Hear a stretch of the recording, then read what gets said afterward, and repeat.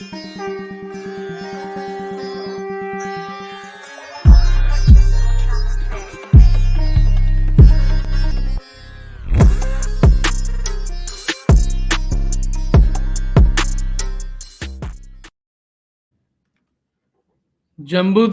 भरतखंडे आर्यावर्ते भारतवर्षे। जम्बू टॉक्स देखने वाले हमारे सभी दर्शकों का बहुत स्वागत, अभिनंदन। मैं हूं आपके साथ निधीश गोयल, करता हूं आप सभी का यथोचित अभिवादन। आज श्री महाभारत कथा इस श्रृंखला की हमारा ये 35वीं कड़ी आप सभी के लिए प्रस्तुत होने जा रही है। नल और दमयंती, इन दो लोगों के बारे में जो महान पुरुष हुए हैं, जिनके पुरुष रूप के बारे में, स्त्री रूप के बारे में, और किस तरीके से उनका क्या महत्व हुआ कथा में, और किस तरीके से वैवाहिक जीवन होना जैसा चाहिए, उसके लिए नल और दमयंती की कथा का कितना बड़ा महत्व है, इसके बारे में पिछले दो कड़ियों में, दो श्रृंखला, दो कार्यक्रमों में हमने अच्छी चर्चा की। और आज ये तीसरा कार्यक्रम होने वाला है। और इस तीसरे कार्यक्रम में जो बड़ी महत्वपूर्ण बिंदु है वो होने वाले ये है कि महाराज नल और महारानी दमयंती की अंतहीन पीड़ा, शील और तप की परीक्षा। ऐसा कहा जाता है कई बार कि भगवान जो है वो अच्छे लोगों को ही ले जाते हैं और परेशान करते हैं। अच्छे लोगों को समस्याएं क्यों आती हैं? समस्याओं की बात नहीं है, बात परीक्षा की है। अगर आप अच्छे हैं, यदि आप में अच्छाई है, सच्चाई है, तो साहब आपकी परीक्षा होगी। और हर कहीं ना कहीं इस ब्रह्मांड में जहां तिनका तिनका है, जहां कंकर कंकर है, कंकर कंकर शंकर हमारी धरती को कहा जाता है ना, तो हर एक शंकर, हर एक कंकर आपकी परीक्षा लेगा। क्यों नहीं लेगा? लेनी भी चाहिए। और आपको इस परीक्षा में न केवल उत्तीर्ण होना चाहिए, बल्कि पूरे प्रादुर्भाव के साथ में आगे बढ़ना चाहिए। और बढ़े हैं महाराज नल और महारानी दमयंती। लेकिन उसके पीछे पीछे किन किन वक्तव्यों से, किन किन कर्मों से उन्हें जूझना पड़ा था, कैसे कैसे लोग उन्हें मिले थे, देश काल और परिस्थितियां किस तरीके की आई थी। वैसे काल की बात करूं तो कली काल और द्वापर की बात तो आप सुन ही चुके हैं। महाराज नल और महारानी दमयंती के बारे में आप सभी से अनुरोध है, ये जम्मू टॉक्स है, ये जम्मू थॉट्स है, इस विचार को पूरे अधिकार के साथ में ग्रहण कीजिए। डू सब्सक्राइब द चैनल, बगल वाली घंटी बजाकर बेल आइकॉन एक्टिवेट करें, जिससे हमारे नोटिफिकेशंस आप तक पहुंच सके। वीडियो को लाइक करना मत भूलिए, इसे शेयर करना मत भूलिए। और आपको लगता है कि आपकी आर्थिक स्थिति हमें सहयोग करने जैसी है, तो इस चैनल को ज्वाइन भी आप कर सकते हैं, जिससे कि सदस्यता आपकी हो जाएगी। आपको लगता है कि देश और धर्म के लिए हम कुछ अच्छा काम कर रहे हैं, तो हमें ये सब सहयोग अवश्य कीजिएगा। स्वागत करता हूँ आप सभी का। नमस्ते, जय हिंद, जय भारत, जय महाभारत। आज की इस कड़ी में प्रस्तुत है हमारे साथ हर बार की तरह परम विदुषी, परम आदरणीय प्रोफेसर कुसुमलता केडिया जी। दीदी प्रणाम, कैसी हैं आप? नमस्कार नमस्कार, सबको प्रणाम जी। नल तो अपना दमयंती की बड़ी प्रसंग, पवित्र कथा चल रही है दीदी, बहुत पवित्र। हाँ, पढ़ पढ़ के मन एकदम भाव विभोर हो जाता है। और अभी तो लंबा चलेगा, तो एग्जैक्टली शुरू करते हैं। जी। नारायणं नमस्कृत्य नरं चैव नरोत्तमं देवीं सरस्वतीं व्यासं ततो जयम् उदीरयेत्। ये ध्यान कीजिए, ये कथा आई कहाँ से? ये कथा आई तब जब पार्थ अर्जुन चले गए हैं इंद्रलोक में दिव्यास्त्रों को लाने के लिए। इधर वन में महाराज युधिष्ठिर, बाकी तीन भाई, महारानी द्रौपदी अत्यंत दुखी हो रहे हैं, उद्विग्न हो रहे हैं, दुख से संतप्त हो रहे हैं। तब वहां एक महर्षि आते हैं और वो कहते हैं कि मैं आपको देखा हूं तो मुझे भगवान रामचंद्र जी और उनका वनवास याद आ गया। मैं उनसे ऋष्यमुख पर्वत पर मिला था। और आइए मैं आपको नल दमयंती की कथा सुनाता हूँ, पूर्ण श्लोक महाराज नल की कथा सुनाता हूँ। और वो कैसे कैसे कष्ट पाए, कैसे कैसे युक्ति से महारानी दमयंती उनको ढूंढती हैं। और कभी कभी लगता है कि हम जिसकी सहायता कर रहे हैं वो मेरा अपकार कर रहा है, लेकिन यदि वो श्रेष्ठ है तो अपकार करता हुआ सा दिख रहा है, कर रहा उपकार है। इसमें नागराज करकोटक की कथा भी अभी आएगी, कई ब्राह्मणों की कथा आएगी, सैरंध्री की कथा आएगी, भोजन बनाने की, अश्वविद्या संचालन की कथा आएगी। तो आइए हम उस कथा को सुने और अपने जीवन में कुछ हम सीखें। तो हम लोगों ने पिछली बार देखा कि एक अजगर बैठा हुआ था और अजगर ने धीरे धीरे महारानी दमयंती को निगलना शुरू किया। तो उन्होंने चित्कार किया, रक्षा के लिए पुकार किया। तो वन में एक व्याध था, उसने उस पुकार को सुनी। तो ये है पृष्ठ संख्या 208 और अध्याय अपने लोगों का चल रहा था 63वां अध्याय का श्लोक संख्या 24, 25, 26 और पृष्ठ संख्या 208। इसी समय कोई व्याध उस गहन वन में विचर रहा था। वह दमयंती का करुण क्रंदन सुनकर बड़े वेग से उधर आया। आने के बाद उसने देखा कि अजगर निगल रहा है। तुरंत उन्होंने एक तीखे अस्त्र से अजगर का मुंह फाड़ दिया। अजगर छटपटा कर चेष्टा रहित हो गया। उस व्याध ने उस अजगर के टुकड़े टुकड़े कर दिए और दमयंती को छुड़ाया। फिर जल से उनके सर्पग्रस्त शरीर को धोकर उन्हें आश्वासन दिया, भोजन की व्यवस्था कर दी।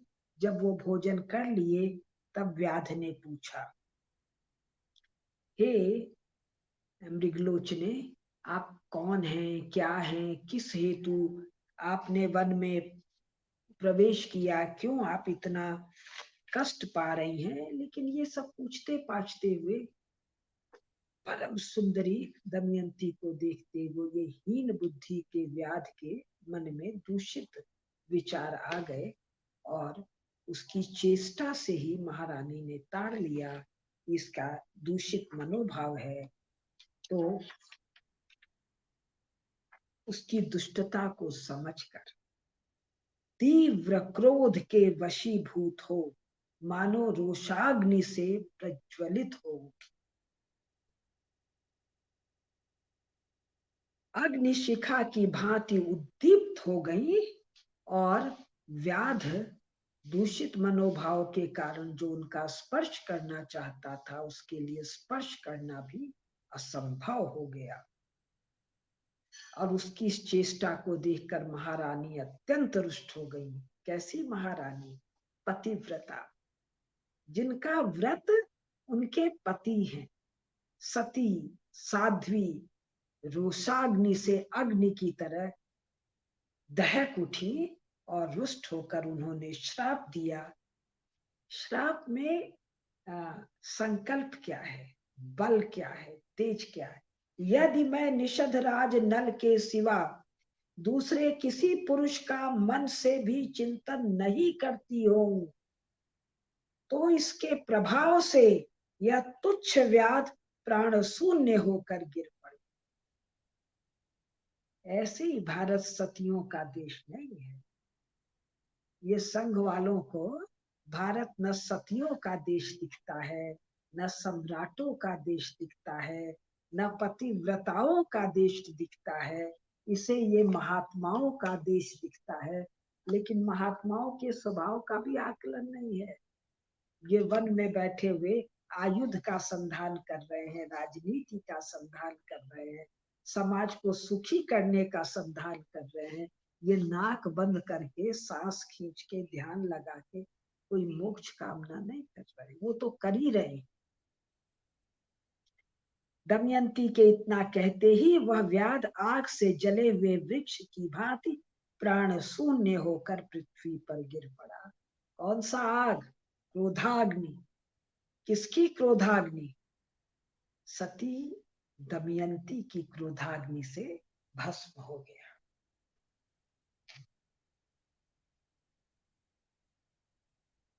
फिर महारानी दमयंती आगे बढ़ती हैं। वहां पर म्लेच्छ और तस्करों का निवास था उस महान वन में। चूंकि क्या सुंदर वर्णन है। चूंकि अब ये हमारा 64वां अध्याय आ गया, व्याध के साथ 63वां अध्याय पूरा हुआ, 64वां अध्याय आ गया। अगला पृष्ठ संख्या 211, श्लोक संख्या 11। वह पति के विरह रूपी संकट से, दुष्कर संकट से संतप्त थी, अतः उस भयंकर वन में प्रवेश करके भी किसी जीव जंतु से भयभीत नहीं थी। जिन लोगों को आप जरा जरा से दुख से हाय हाय हाय हाय करते देखिए, उनको तुच्छ की तरह तिरस्कृत करिए, उपेक्षित कर दीजिए। क्योंकि यदि सचमुच किसी को कोई बड़ा कष्ट होता है तो छोटे कष्ट तो अनुभव ही नहीं होते। महारानी का महान कष्ट है पति से वियोग। केवल इतना नहीं, पति का संकट अवस्था में होना, अकेले होना, ये उनकी अकेली संबल है। और यहाँ कह रहे हैं जी स्त्री निर्बल है, स्त्री को हम एम्पावर करेंगे। चक्रवर्ती महाराज किसी प्राचीन काल के, पुरातन काल के कर्म से, के दोष से पीड़ित होकर कली के भाजन बन गए हैं, तो उनकी अकेली संबल है, उनकी धर्मपरायणा पतिव्रता पत्नी।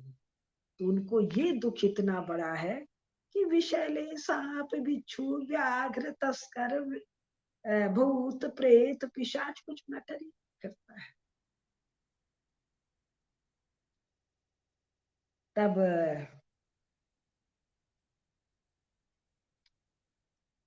अब इसमें है कि वो बैठकर विलाप कर रही हैं, वो सब हिस्सा मैं छोड़ दे रही हूँ। वहां भी बैठी पति की चिंता कर रही है। हे आर्य, इस महाभयंकर वन में जहाँ सिंह व्याघ्र रहते हैं, आप कहीं सोए हैं, बैठे हैं अथवा खड़े हैं, स्वयं की चिंता नहीं है, पति की चिंता नहीं है। हे मृगेंद्र, मैं इस वन में अकेले पति को खोज रही हूँ, दीन हो रही हूँ। हाँ, ये प्रसंग है फिर बहुत सुंदर।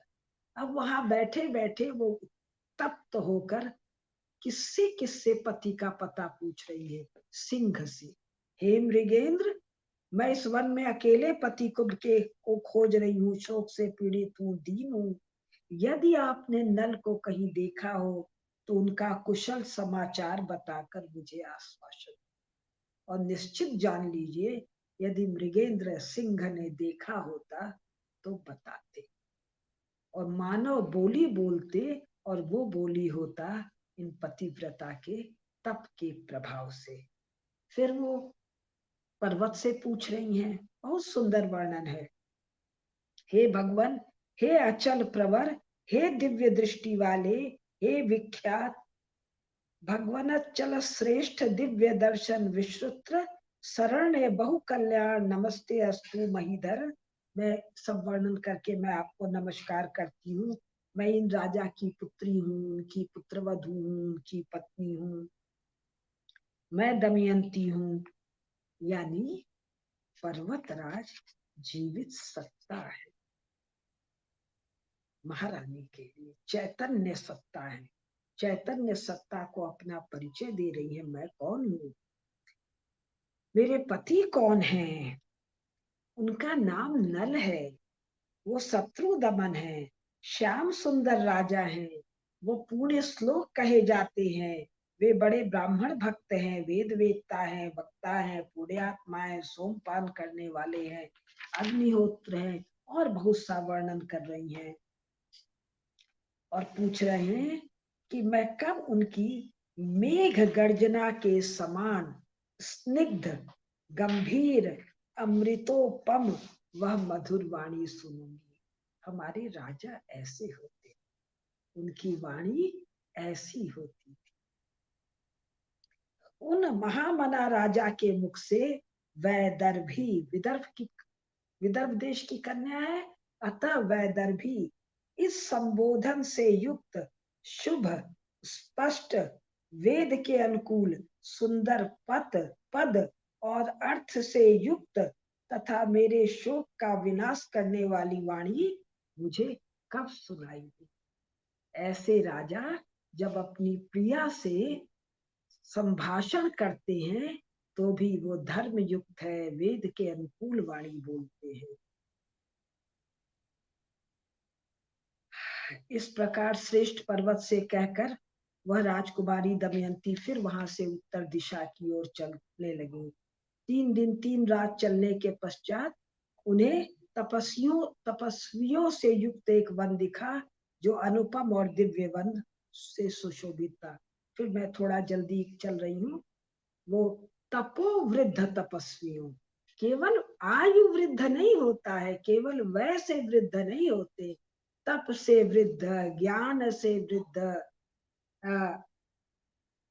बहुत प्रकार के वृद्ध का वर्णन है अपने यहाँ। तो तपो वृद्ध, जिन्होंने तप करने में वृद्धि प्राप्त की हो, ये वर्णन सदा रामेश्वर मिश्र पंकज जी करते थे।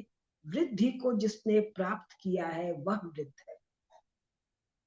उनके समीप विनीत भाव से कड़ी हो गई, उन्होंने कहा स्वागत है। तो उस कष्ट के समय भी, वो कौन है, किसको कष्ट है? महारानी। महारानी की भेंट किससे हो रही है? तपस्वियों से। कैसी महारानी है? चक्रवर्ती सम्राट की महारानी है। तो उस परम कष्ट में भी तपस्वियों से पूछती है क्या, हे भगवान, हे निष्पाप महाभागगण, यहाँ तप, अग्निहोत्र, धर्म, मृग और पक्षियों के पालन तथा अपने धर्म के आचरण के आदि विषयों में आप लोग सकुशल है ना?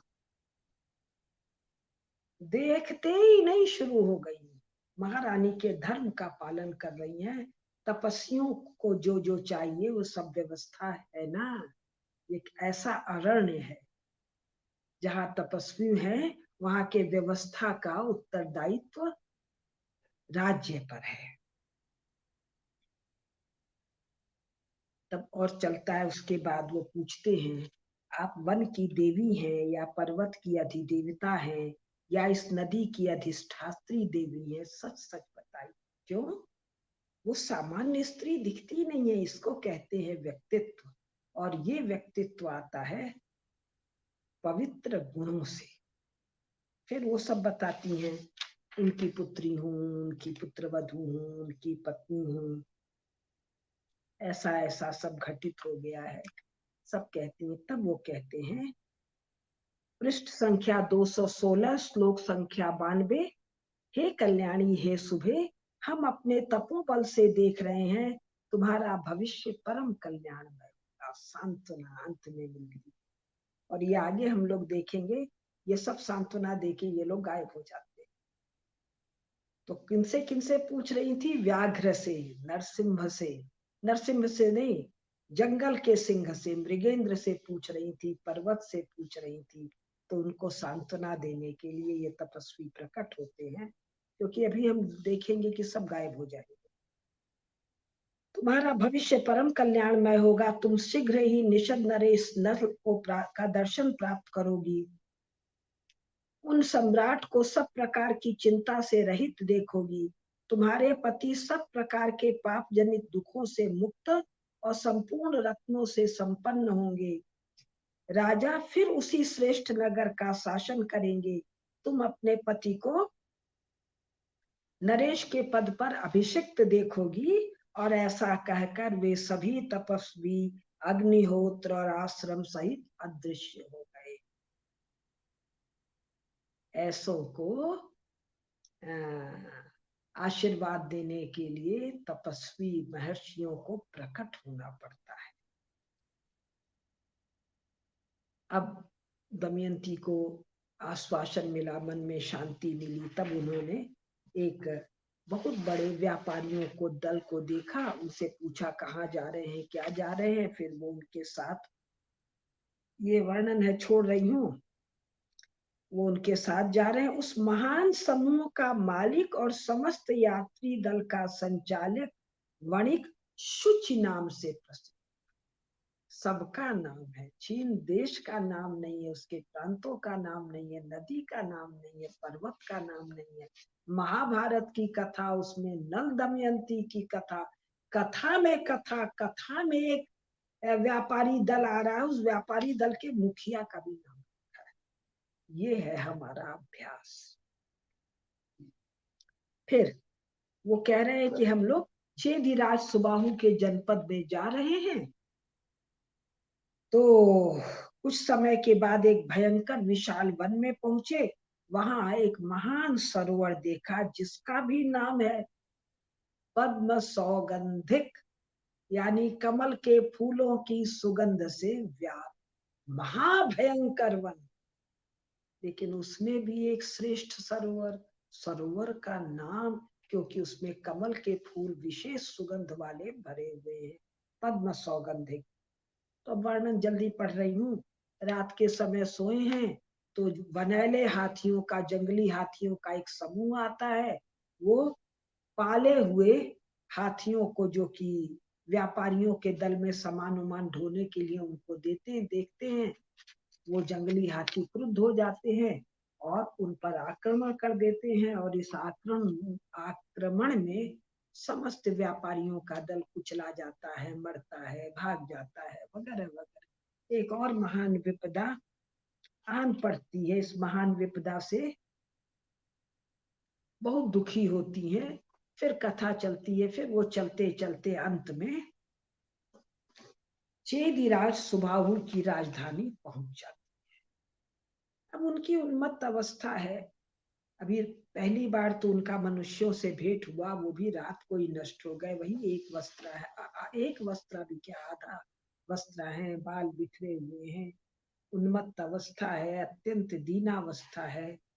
किंतु चेदिराज की महारानी ऊपर सौध पर खड़ी है और महारानी दमयंती के रूप लावण्य को देखकर कहती है दासी को, बुलाकर उस युवती को लाओ, ये तो कोई विशेष दिखती है।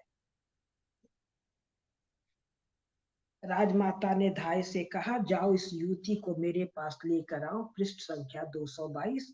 अब 223। सुंदर सुनिए। राजमाताएं, राज कन्याएं, रानियां कैसी होती, देवता की सी दिव्य कांति धारण करने वाले वत से तुम असहाय अवस्था में होकर भी लोगों से डरती नहीं हो, निडर दिख रही हो। तुरंत ताड़ा, ये विशेष है। तब वो बताती हैं कि मैं अपने पति के चरणों में अनुराग रखने वाली एक नारी हूँ, अंतःपुर में काम करने वाली सैरंध्री हूँ। मेरे स्वामी में असंख्य गुण हैं, उनका मेरे प्रति सदा अत्यंत अनुराग है। लेकिन दुर्भाग्यवश पतिदेव एक दिन जुआ खेले, सब हार गए। ये कथा हुई और इस कथा में ऐसा ऐसा हुआ और मैं उन्हीं को खोजती हुई घूम रही हूँ। तो रानी कहती है मेरे पास ही रह जाओ। तो बोली मैं सहर्ष रहूंगी, मेरी शर्त है। कैसी दीनावस्था है। शर्त किससे है? चेदिराज की महारानी से। क्या? मैं किसी का जूठा नहीं खाऊंगी। आजकल एक आइसक्रीम खरीदेंगे, एक बाइट तू, एक बाइट तू, एक बाइट तू, एक बाइट तू, सब जूठन खा रहे हैं। एक प्लेट में कोई खाना आया, एक चम्मच तू, एक चम्मच तू, और कई बार वही चम्मच पांचों के मुंह में। म्लेच्छ लोग होटल में भोजन में थूक रहे हैं। किसी भी होटल में, रेस्टोरेंट में खाने जा रहे हैं, टीवी पर 20 बार आ गया, ये सब थूकते हैं। कोई पता नहीं कर रहा है खाने बनाने वाला। जहां बर्तन धुल रहे हैं, बर्तन जूठन, गंदा जूठन, घर में नहीं खा रहे हैं। आजकल बाहर खाने का सिस्टम है, जूठन। और इस दीनावस्था में महारानी का क्या है? जूठन नहीं खाऊंगी। और जूठन कैसे होता है? अपना बचपन बता रही हूँ, मेरे सुनने वालों बहुत लोगों का बचपन होगा। भोजन भंडारी लोग बनाते थे, कभी कभी माँ लोग भी बैठती थी, तो साड़ी के पल्लू को हाथ में लेकर चाय का गिलास पकड़ती थी। यानी गिलास भी छू गया तो हाथ जूठा हो। रसोई में जो ऊपर जिसको चौका कहते थे, उसी ऊंची जगह पर मैं दादाजी बाबूजी को जिमाती थी, ऊपर पैर नहीं रख सकती थी। ऐसे थाली बढ़ाती थी, महाराज जी या महाराजिन जी उसमें डालते थे, वो ले जाके दादाजी बाबूजी को देती थी। उसको जूठन कह रहे। यहाँ घर में भोजन बनता है तो वो भोजन, जैसे चावल बना तो उस बर्तन से अगर मैं किसी को परोस दूं तो मिश्र जी भोजन लेते नहीं है उससे चावल। ये उच्छिष्ट है, खाया हुआ है।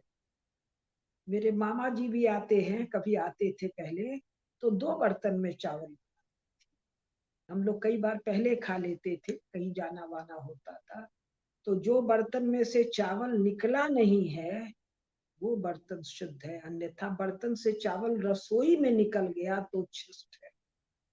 और अगर टेबल पर बर्तन आकर रख दिया गया, छुआ भी नहीं गया, तो नानी जी, दादी जी, माँ लोग के लिए वो उच्छिष्ट है। और यहाँ तो सीधे तो महारानी का पहला शर्त, मैं किसी का जूठा खाऊंगी। ऐसा जूठन, अरे बाप, ये तो कल्पना के बाहर है वेद व्यास जी।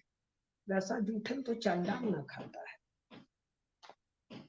किसी के पैर न धोऊंगी, किसी भी दूसरे पुरुष से किसी भी प्रकार का वार्तालाप नहीं करूंगी।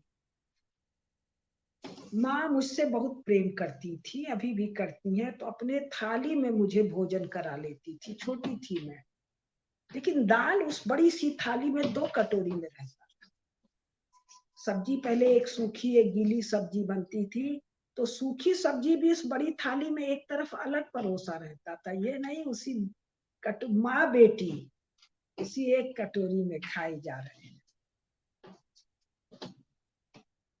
इनका शर्त है, यदि कोई पुरुष मुझे प्राप्त करना चाहे तो वह आपके द्वारा दंडनीय हो, और बार बार ऐसे अपराध करने वाले मूढ़ को आप प्राण दंड भी दे, यही मेरा निश्चित व्रत है।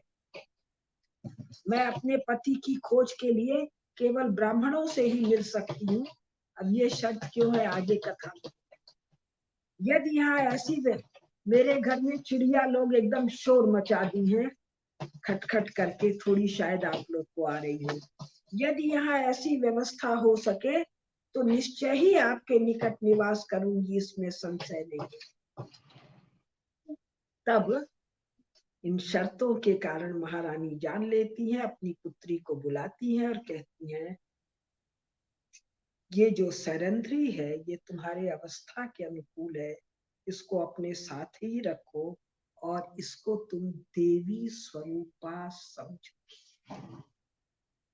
परिचय नहीं दिया कि मैं महाराज भीम की बेटी हूँ और महाराज नल की पत्नी साम्राज्ञी दमयंती हूँ। परिचय मिल गया बिना दिए, इन्हें तुम देवी स्वरूपा समझो।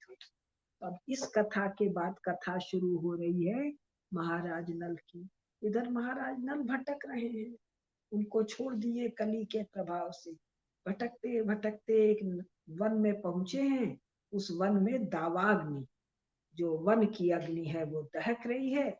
और तब तक ये अपने लोग आ गए 66वां अध्याय पर, पृष्ठ संख्या 225, करकोटक नाग की कहानी है भाई। कैसे कैसे नाग हैं अद्भुत, तक्षक, वासुकी, शेष, अब करकोटक नाग, ये पहले से जानते हैं। तो एक गहन वन में उन्होंने महान दावानल प्रज्वलित होते देखा, और उसी में एक प्राणी का बहुत चित्कार के आर्तनाद का शब्द आया, क्या, हे पुण्य श्लोक महाराज नल। करकोटक नाग को कैसे पता चल गया कि यही महाराज नल है? ये तो एक वस्त्रा महारानी दमयंती का आधा साड़ी कमर में लपेट के घूम रहे, पता नहीं कै दिन से खाए पिए नहीं है, कोई राजसी चिन्ह नहीं है, सेना नहीं है, रथ नहीं है, आभूषण नहीं है, किरीट नहीं है, अस्त्र शस्त्र नहीं है।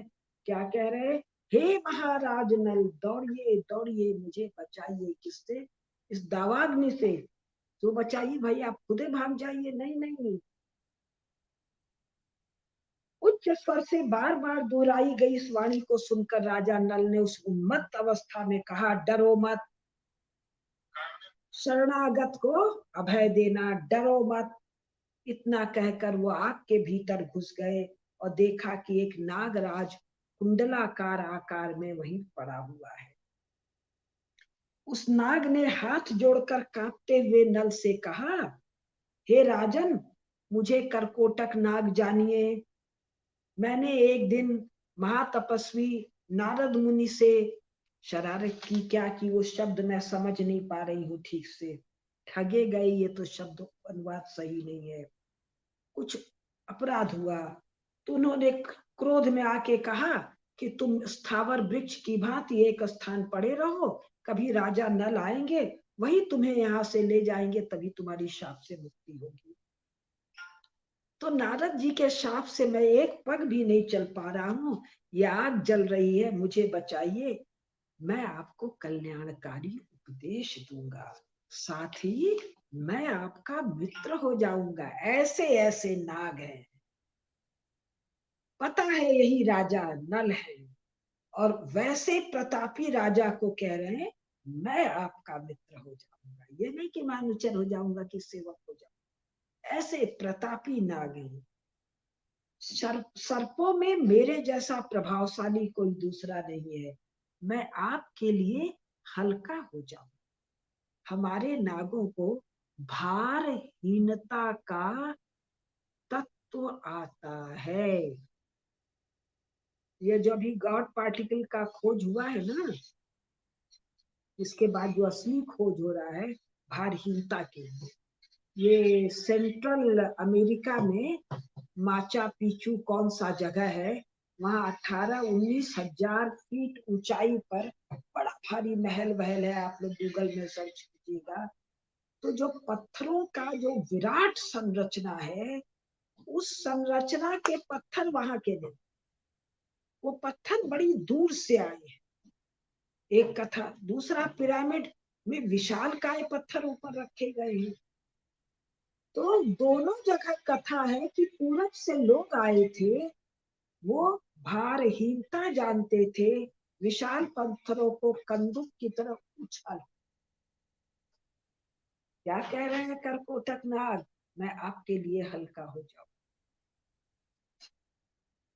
अपने यहाँ जो बड़े बड़े गोपुरम पर विशाल पत्थर रखे हुए हैं, कैसे गए वहां, भारहीनता के तत्व को जानने के कारण। आप शीघ्र मुझे यहाँ से लेकर चल दीजिए श्लोक संख्या 8। अब श्लोक संख्या 9। इतना कहकर नागराज करकोटक अंगूठे के बराबर हो गए। अष्ट सिद्धियां 9 निधि के दाता हनुमान जी महाराज, सुरसा ने जब जल में रोका है उनको कि मैं तुमको खा जाऊंगी, वो इतना बड़ा मुंह करेंगे, दुगना फिर दुगना फिर दुगना, और अंत में मच्छर के बराबर बन के मुंह में घुसे, कान से उड़ के निकल। उसको क्या कहते हैं, महिमा और लघिमा, बड़े हो जाना छोटे हो। इतना कहकर नागराज करकोटक अंगूठे के बराबर हो गए। उसे लेकर राजा नल वन के उस प्रदेश की ओर चले गए जहां दावा नल नहीं था। अब बहुत ही इंटरेस्टिंग कथा है। कहते हैं कि वो कि आप चलिए और अपने कुछ पग गिनते जाइए, 1 2 3 4, और ऐसा आप अगर करते हैं तो मैं आपके परम कल्याण का साधन कर। राजा नल पग गिनने लगे, 1 2 3 4 5 6 7 8 9 10। 10 कहते ही करकोटक नाग उनको 10 लेते हैं, और 10ते ही इनका रूप श्याम वर्ण का हो जाता है, विकृत हो जाता है। अपनी इस अवस्था को देख के राजा को बड़ा विस्मय होता है, और विस्मय होकर वो करकोटक नाग की तरफ देखते हैं। तब वो कह रहे हैं कि राजन, मैंने आपके रूप को अदृश्य कर दिया है, और जो कर दिया, क्यों आपको डसा। हे महाराज नल, जिस कलयुग के कपट से आपको इस महान दुख का सामना करना पड़ा है, करकोटक नाग को कैसे पता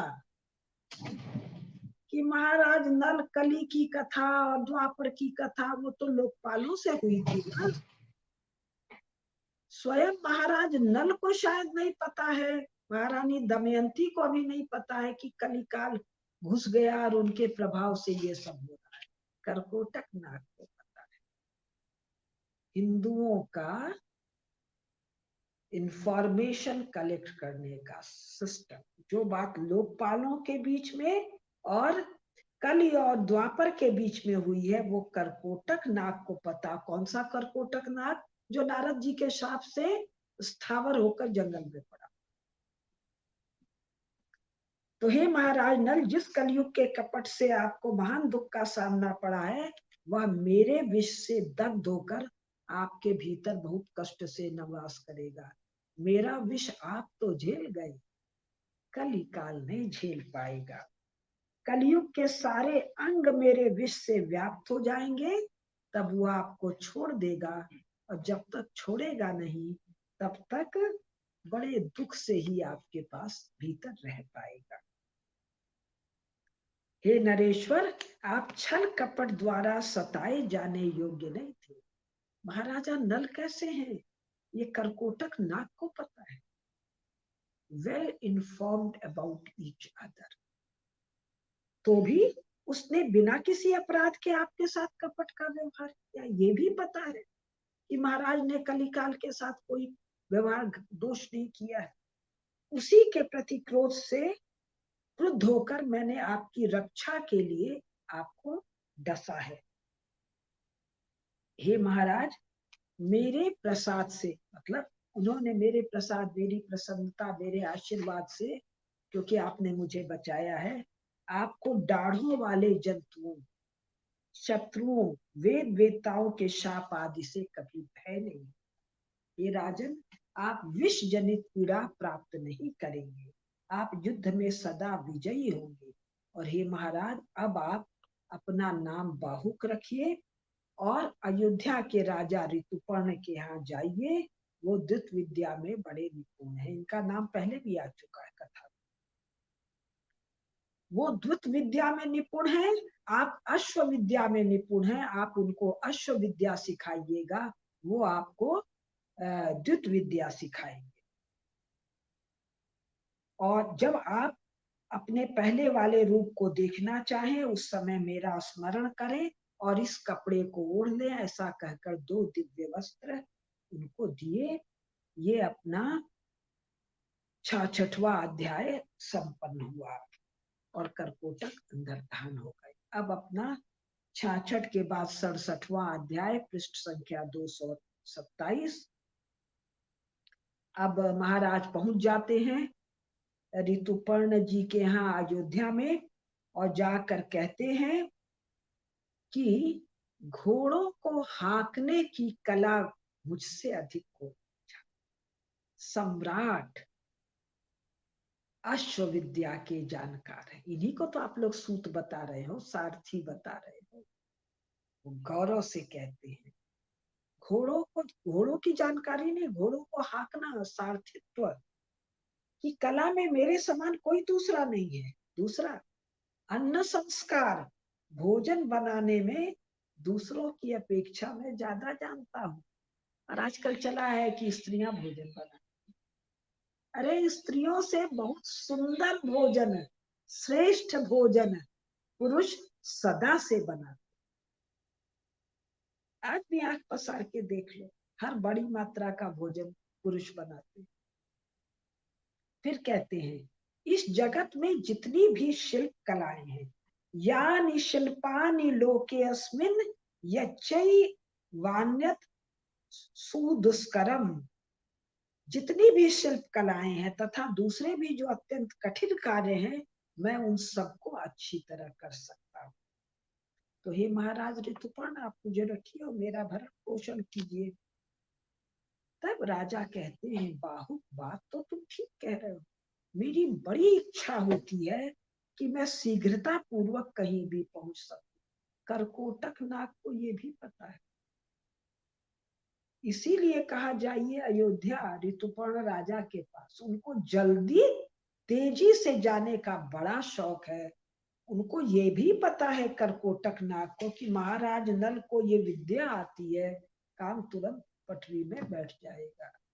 ये है इंफॉर्मेशन। इन अमेरिकियों की तरह नहीं कि 1949 में इनका कौन सा चाइना हैंड है और इनका एक मिलिट्री हेड है चीन में, वो कोशिश कर रहा है कि कम्युनिस्टों का और अमेरिकियों की दोस्ती करा दे, दोनों एक प्रकार के। सप्तोलॉजी पर मेरा अभी एक सीरीज चल रहा है, 21वीं सदी की भू राजनीति। उसमें अभी कल ही परसों शायद आया है चीन पर, 8-10 एपिसोड में। अरे कुछ पता ही नहीं, माओ कौन है, ये चावनलाई कौन है, ये कर क्या रहे हैं, क्या नहीं करेंगे। उधर ओसामा बिन लादेन को CIA ट्रेनिंग देके रूसियों से लड़ा रही है। ये ओसामा बिन लादेन क्या है, इसका स्वभाव कैसा है, ये क्या नहीं है, आग के आगे खड़ा है उनके, और कह रहे हैं जी हम लोग तो इंटेलिजेंस वाले लोग हैं। इंटेलिजेंस का मतलब जासूसी विद्या वाले हैं। हमारी CBI, हमारा KGB, अरे वो तो मोसाद या भारत वालों से पता। करकोटक नाग शाप पाके जंगल में फिर बैठे हैं और उनको पता है। महाराज नल को ये विद्या आती है, ऋतुपर्ण जी को ये इच्छा है, यहाँ भेजो, महाराज नल का काम हो जाएगा। तो तुम ऐसा उपाय करो। राजा कहते हैं महाराज नल जो अब बाहुक बन गए, हे बाहुक तुम ऐसा उपाय करो, मेरे घोड़े शीघ्रगामी हो जाए, आज से तुम अश्वाध्यक्ष हो। वाष्णी और जीवल ये दोनों सारथी तुम्हारी सेवा में रहेंगे, अब करो। ये सब तो हो गया, लेकिन महाराज नल को अपनी प्रिया भार्या दमयंती का स्मरण नहीं छूटता है। रोज सायंकाल बैठकर एक श्लोक पढ़ते हैं। मैं संस्कृत में नहीं पढ़ पा रही हूँ, हिंदी में पढ़ रही हूँ। भूख प्यास से पीड़ित और थकी मांदी वह तपस्विनी उस मंद बुद्धि पुरुष का स्मरण करती हुई, पता है छोड़ दिया फिर भी मेरा ही स्मरण कर रही है। उस मंद बुद्धि पुरुष का स्मरण करती हुई कहाँ सोती होगी, और अब वह किसके समीप रहती होगी। कैसा प्रेम।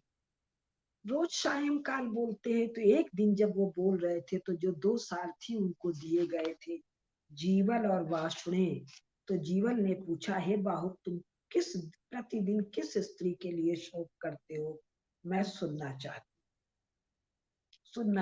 हूँ। तो नल अपनी आइडेंटिटी को छिपाकर पूरी कथा बताते हैं, और वो कथा भी पढ़ने योग्य है, मैं छोड़ रही हूँ। मैं तो निवेदन करूंगी महाभारत का पाठ कीजिए, इन सुंदर प्रसंगों को पढ़िए। जब वो उस कथा को बताते हैं, उसमें उनका महारानी दमयंती के प्रति प्रेम, आदर, श्रद्धा, उनके व्यक्तित्व का अचूक ज्ञान, उस सबको छिपाते हुए कहने में भी आ जाता है। अब ये 67वां अध्याय पूरा हुआ, अपना 68वां अध्याय शुरू हो गया। 68वां अध्याय क्या हो रहा है कि महारानी दमयंती पहुंच चुकी हैं विदर्भ राज्य, नहीं नहीं नहीं, अभी नहीं, अभी तो वो तो चेदी राज के यहाँ है, ये अयोध्या में महाराज ऋतुपर्ण के यहाँ है। उधर महाराज भी, यानी रानी के पिता, महारानी दमयंती के पिता ने चारों तरफ ब्राह्मणों को भेजा खोज करने के लिए। हमारे ब्राह्मण एक स्थान पर नहीं बैठे रहते, निरंतर प्रवास, निरंतर प्रवास। इसीलिए दमयंती जी का शर्त है कि मैं पति की खोज के लिए ब्राह्मणों से मिलूंगी। या तो उनको ज्ञान है कि मेरे पिता भेजेंगे जरूर ब्राह्मणों को मुझे खोजने के लिए, और महाराज को खोजने के लिए, तो मैं ब्राह्मणों से मिलूंगी, अन्य किसी से नहीं। एक ही प्रयोजन है पति की खोज, तो वो जरूर मेरे पिता भेजेंगे। तो वो सबको भेजते हैं और कहते हैं, इसमें भी एक प्रसंग है, वो कहते हैं दोनों को जो ब्राह्मण खोज के लाएंगे उनको जीविका के लिए अग्रहार यानी कर मुक्त भूमि दूंगा, ऐसा गांव दे दूंगा जो आय में नगर के समान होगा। यहाँ मिडिल एजेस में यूरोप के नगर, मिडिल एजेस 7वां 8वां 9वां 10वां 11वां 12वां 13वां 14वां 15वां 16वां 17वां शताब्दी, 1000 साल तक यूरोप के जो नगर है उनमें एकाध की आबादी 10,000 है, बाकी 5,000 4,000 2,000 1,000 6,000, 1,000 का भी नगर है। यहाँ अभी 50,000 का गांव नहीं है। इनके समय, आज से 5100 साल पहले नहीं, 5100 साल के भी 10,000 साल पहले ऐसा गांव है जिसकी आमदनी नगर से ज्यादा है। कौन सा नगर? भारत का नगर। भारत के नगर से ज्यादा आमदनी जिस गांव की है वो ब्राह्मण को यूं ही दे दूंगा, बख्शीश में, अग्रहार में। आप ढूंढ के ला के तो दीजिए। तब बहुत से ब्राह्मण जाते हैं। तो एक ब्राह्मण, जल्दी अब कथा कर रही हूँ, सुदेव नाम के ब्राह्मण हैं। वो खोजते खाजते चेदी नगर पहुंचते हैं। दमयंती को देखते हैं, दुनिया भर का वर्णन है, लेकिन एक चीज से बहुत शुभ, बहुत लक्षणों से पहचानते हैं कि यही राजकुमारी दमयंती है। मुख्य जो लक्षण है, उनके दोनों भवों के मध्य में काला तिल है। पृष्ठ संख्या 230, 68वां अध्याय, श्लोक संख्या 27 और 28। भांति भांति के कारणों और लक्षणों से दमयंती को पहचान कर अपने कर्तव्य के विषय में विचार करके ब्राह्मण उनके समीप गए और बोले, हे विदर्भ राजकुमारी, मैं तुम्हारे भाई का प्रिय सखा सुदेव हूँ। महाराज भूम की आज्ञा से तुमको खोजने आया हूँ। दोनों में वार्तालाप होता है। तुम्हारे बंधु बांधव तुम्हारी चिंता में मृतक तुल्य हो रहे हैं। तुम्हारी खोज करने के लिए सैकड़ों ब्राह्मण इस धरती पर घूम रहे हैं। सुदेव को पहचान कर दमयंती अपने सगे संबंधियों का कुशल समाचार पूछती हैं, व्यथित होकर रोने लगती हैं। तब इधर ये वाली राजकुमारी सुनंदा देखती हैं तो जाकर माता को कहती है, एक ब्राह्मण से बात करते हुए बहुत रो रही है, माता पता लगाओ। महारानी जाती हैं, सब बात पूछती हैं। तब ब्राह्मण देवता बताते हैं सब कथा क्या क्या हुआ, और वो कह रहे हैं, इसके दोनों भवों के बीच एक जन्मजात उत्तम तिल का चिन्ह है, और ये चिन्ह विधाता के द्वारा निर्मित, यह चिन्ह इसके भावी ऐश्वर्य का सूचक। सामुद्रिक ज्ञान, कहाँ तिल है, कैसी भौएं हैं, कैसा ललाट है, कैसी नासिका है, कैसे ओठ है, कैसे पांव है, कैसे हाथ है, कैसा पृष्ठभाग है, कैसा चलना है, इससे उनके लक्षण, ये कौन है, क्या होने वाला है, क्या हो गया है। विधाता के द्वारा निर्मित यह चिन्ह इसके भावी ऐश्वर्य का सूचक। इस सुदेव महाराज का कोई वर्णन नहीं है, सामान्य ब्राह्मण, कोई विशेष वर्णन नहीं, उनको भी इतना सामुद्रिक ज्ञान है। ऐसी थी हमारी शिक्षा व्यवस्था। आजकल बॉडी लैंग्वेज बताते हैं, पैर पर पैर है, हाथ ऐसे है, नाक ऐसे है, कान ऐसे है, तो ये पता चला, और इसका क्लास होता है। तब तुरंत ये बात जानते ही ये वाली जो महारानी कह रही है, अरे अरे अरे, तुम तो मेरी बहन की बेटी हो। तुम्हारा जन्म तो पिता के घर यानी अपने नाना के घर हुआ था, तब मैंने ये तिल देखा था। अरे अरे, मेरा तो तिल पर ध्यान ही नहीं गया, और भी बहुत कुछ वर्णन है। तो तुम मेरी पुत्री समान हो। सब हुआ, फिर विदा लेके ये पहुंचती है विदर्भ देश, और विदर्भ देश पहुंचकर माँ को कहती हैं कि अब महाराज नल का खोज कीजिए। फिर ब्राह्मणों को बुलाकर खास निर्देश देती हैं। क्या निर्देश? देखिए महारानी दमयंती की कैसा विचक्षण बुद्धि, कि भाई किसी को आज तक महाराज नल नहीं मिले, तो कहीं ऐसा तो नहीं है कि किसी कारण से वो छद्मवेश में है। मुझे तो पहचान लिया, उनको कोई नहीं पहचान पा रहा है। तो कथा बता कि जहां जाना कोई मिले उससे ये कथा कहना, और ये इस कथा को सुनकर कोई भी हो आपसे यदि बातचीत करे तो मुझे तुरंत सूचित करना। क्या? ओ जुआरी प्रीतम, तुम वन में सोई हुई और अपने पति में अनुराग रखने वाली अपनी प्यारी पत्नी को छोड़कर आधे वस्त्र को फाड़कर कहाँ चल दिए? साइकोलॉजी। अगर महाराज नल किसी अज्ञात व्यक्ति के मुंह से सुनेंगे तो विचलित हो जाए। हाँ, आधे वस्त्र से अपने शरीर को ढककर वह युवती तुम्हारी विरह अग्नि में निरंतर जल रही है। शोक से रोती हुई अपनी उस प्यारी पत्नी पर पुनः कृपा करो, मेरी बात का उत्तर दो। कहिए। हाँ, एक और भी कहा है, वो मेरे को दिख नहीं रहा है। हाँ, पति को उचित है वो सदा अपनी पत्नी का भरण पोषण एवं संरक्षण करे। आप धर्मज्ञ और साधु पुरुष है, आपके ये दो कर्तव्य सहसा कैसे नष्ट हो गए। ब्राह्मणों, यदि आपको के ऐसी बात कहने पर कोई किसी भी प्रकार आपको उत्तर दे, तो उस मनुष्य का सब प्रकार से परिचय प्राप्त कर लीजिएगा, वो कौन है और कहाँ रहता है। उत्तर देने वाला पुरुष धनवान हो या निर्धन, समर्थ हो या असमर्थ, वह क्या करना चाहता है इस बात को जानने का प्रयत्न कीजिएगा। फिर वो कह रहे हैं बहुत ढूंढे ढांडे कहीं पता नहीं चला। फिर एक पर्णाद नामक ब्राह्मण लौट कर आया विदर्भ देश। उसने बताया कि मैं अयोध्या के राजा ऋतुपर्ण के यहाँ गया, सब बोला बाला, किसी ने उत्तर नहीं दिया, किंतु वहां एक बाहुक नाम का सूत था। जब वो मैं लौटने लगा तब मुझसे एकांत में आकर तुम्हारी बातों का उत्तर दिया, लेकिन वो तो महाराज का सारथी है, बड़ा कुरूप है, करकोटक नाग ने डसा था, उसकी भुजाएं भी छोटी सी हैं, देखने में कुरूप भी है, लेकिन घोड़ों को बहुत शीघ्र हाँकता है और भोजन में बड़ा मिठास उत्पन्न करता है। याद कीजिए, विवाह के समय धर्मराज ने शायद ये वर दिया था कि तुम जो भोजन बनाओगे उसमें बड़ा रस होगा, बड़ा स्वाद होगा। महारानी को याद आ रहा है।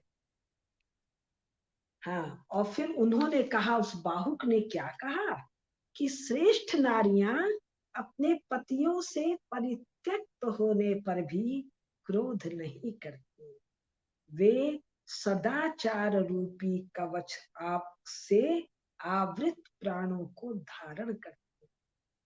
एक वाक्य में देखिए, प्राण मत दे देना। पति के द्वारा परित्यक्त हुई, महान अपमान, किंतु क्रोध नहीं करती। ये जो फालतू कथा सबों ने गढ़ा ना सीता परित्याग का, लेकिन उस कथा में भी भारतीय मन महारानी सीता को भगवान पर क्रोध करते हुए नहीं दिखा पाया। वे सदाचार रूपी कवच से आवृत प्राणों का ध्यान करती हैं। फिर संदेश दे रहे हैं, वही है या कोई और है। जीविका पाने की चेष्टा करते समय पक्षियों ने जिसके वस्त्र का अपहरण कर लिया था, इन्होंने भेजा आधा एक वस्त्र आधा साड़ी ले गया। उन्होंने जवाब भेजा, पक्षियों ने वस्त्र ले गए, उन्हीं तक जाएगा तो बात पक्की होगी। तो खैर खबर मिल गया, और जैसे ही हुआ तो तुरंत अब और ट्विस्ट है कथा में, समय भी हो गया। ट्विस्ट ये है कि तुरंत कहती हैं कि जाओ वहां और वहां के राजा को बोलो, ऋतुपर्ण की। क्या राजा को बोलो कि महारानी दमयंती का स्वयंवर हो रहा है, और स्वयंवर कल ही होगा। भीम कुमारी दमयंती पुनः स्वयंवर करेंगी, वहां बहुत से राजा और राजकुमार सब ओर से जा रहे हैं, समय भी निश्चित हो गया है, कल ही स्वयंवर हो। यदि आपको पहुंचना हो तो पहुंचिए। अब कहीं मैं बाहुक को बुलवाऊं, ना आए, अभी कष्ट में है, अभी दुख में है, ना आए, तो राजा को कहो कल ही करूंगी, कल ही करूंगी, तो वो बिना बाहुक के आएंगे, पहुंच ही नहीं पाएंगे। तो ऋतुपर्ण को जा रहा है और क्या स्वयंवर करूंगी, यानी अपने पर आक्षेप है, निंदा है। पति जीवित है और स्वयंवर का संदेश भेज रही है, इसलिए पति की मंगल कामना के,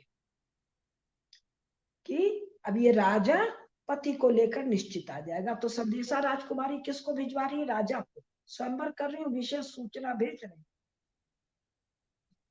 बस अब ये प्रसंग मैं पूरा ही कर देती हूँ।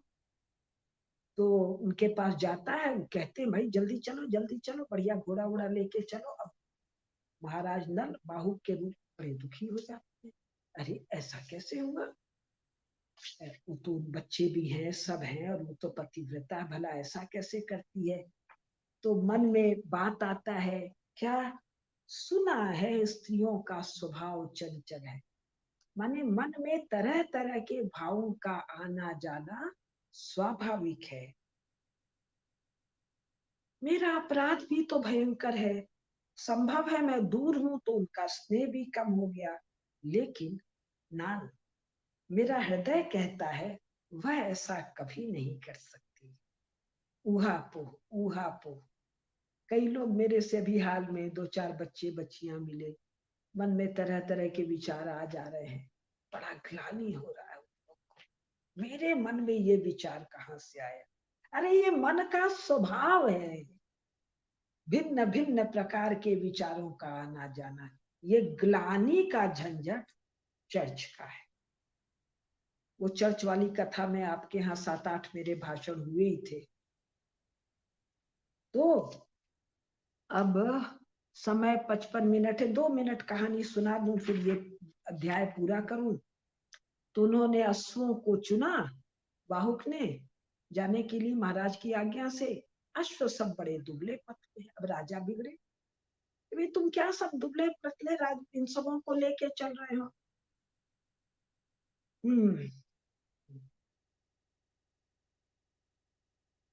ये घोड़े इतनी दूर तक रथ कैसे ले जाएंगे? तब बाहुक कहते हैं, और इसके पहले हैं कि जब चुने थे तो उसका एक श्लोक है कि वायु के समान वेगशाली सिंधु देश के घोड़े, अरब के घोड़े नहीं, सिंधु देश के घोड़े, भारत के अलग अलग प्रांत सबसे तेज दौड़ने वाले घोड़े सिंधु देश के।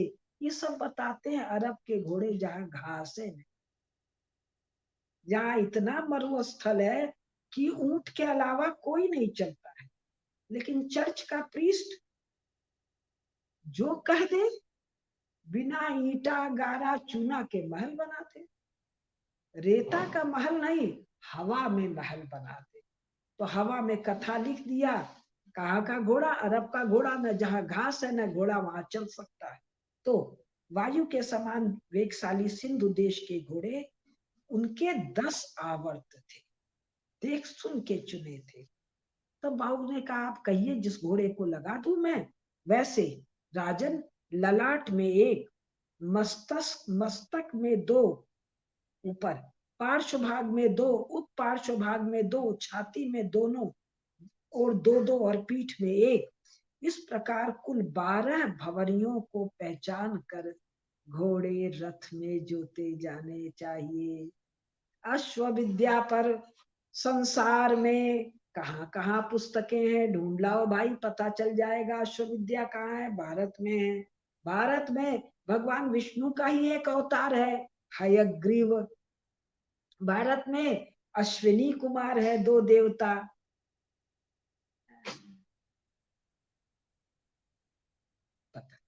हाँ, अश्विनी देवता।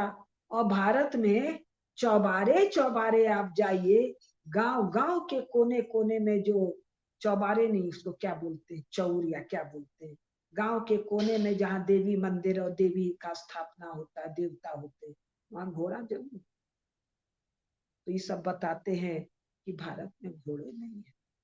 माने चर्च वाले जो न कर दे, ये सब क्यों करते हैं कभी बताऊंगी कथा। तो अब ये लेकर वो जा रहे हैं, और जब रथ चला रहे हैं तब महाराज ऋतुपर्ण का माथा ठनका। क्या ठनका? वो कह रहे हैं, वायु के समान वेग से रथ का वहन करने वाले उन अश्वों को देखकर श्रीमान अयोध्या नरेश को बड़ा विस्मय हुआ। पृष्ठ संख्या 240। क्या? रथ की आवाज, घोड़ों को काबू में करने की कला देखकर बाहुक के अश्व विज्ञान पर सोचना आरंभ किया। इस वीर बाहुक में माताली सा लक्षण दिख रहा है। इंद्रराज देवराज इंद्र का जो माताली है, सारथी है, या ये आचार्यशाली होत्र तो नहीं है, या शत्रुओं की राजधानी पर विजय पाने वाले साक्षात राजा नल ही तो इस रूप में नहीं आ गए हैं। राजा नल अद्भुत अश्व विद्या के जानकार हैं, ये बात सर्वज्ञात है। Information system, intelligence system. अब इसके साथ नमस्कार, हो गया समय शायद 1 घंटा। इसके साथ नमस्कार, फिर अगले के प्रसंग। जी बिल्कुल दीदी, आपने इंटेलिजेंस सिस्टम की बात की, इंफॉर्मेशन सिस्टम की बात की, करकोटक नाग की हमने बात की, किस तरीके के हमारे स्पाइसेस जो हैं, जो हमारे जासूस जिन्हें हम अपने आज के लोग जिन्हें खुफिया विभाग के लोग बोलते हैं, चाहे वो इंटेलिजेंस के लोग कहें, अय्यार कहें, जासूस कहें, गुप्तचर विभाग कहें, लेकिन ये भारत में हमेशा से रहा है और आपने कई व्याख्यानों में एनएसए अजीत डोभाल का नाम लिया है। मुझे लगता है कि हमारी इस महाभारत की श्रृंखला की प्लेलिस्ट एनएसए अजीत डोभाल जी के पास भी पहुंचनी चाहिए, क्योंकि शायद वहां तक पहुंचने के बाद में इसका कुछ मर्म जो है वो विश्व भर को समझ में आ जाएगा, क्योंकि एनएसए अजीत डोभाल क्या हस्ती हैं, क्या व्यक्तित्व हैं, ये हम सब बहुत बेहतर तरीके से जानते हैं। खैर, मेरी बात का मर्म आप समझ ही रही हैं और इसे कहाँ तक पहुँचना है, वो वहाँ तक पहुँच के रहेगा, क्योंकि दुनिया में संसार में जो वाइब्स चलती हैं, अंतरिक्ष में जो वेव्स जो हैं, जो लहरें चलती हैं, वो अपने सही जगह पर, सही स्थान को अपने आप चुन लेती हैं। हमें वहाँ तक जाने की आवश्यकता नहीं होती और शायद इसीलिए जम्बू टॉक्स के माध्यम से मुझे चुना गया और महाभारत के लिए आपको चुना गया। ये नियति है, ये पहले से तय है, हम निमित्त मात्र हैं। खैर, आज के लिए इतना ही। बहुत धन्यवाद दीदी आपका चर्चा में पधारने के लिए और इतनी सुंदर कार्यक्रम में सहभागिता के लिए। प्रणाम करता हूँ एक बार फिर आपको।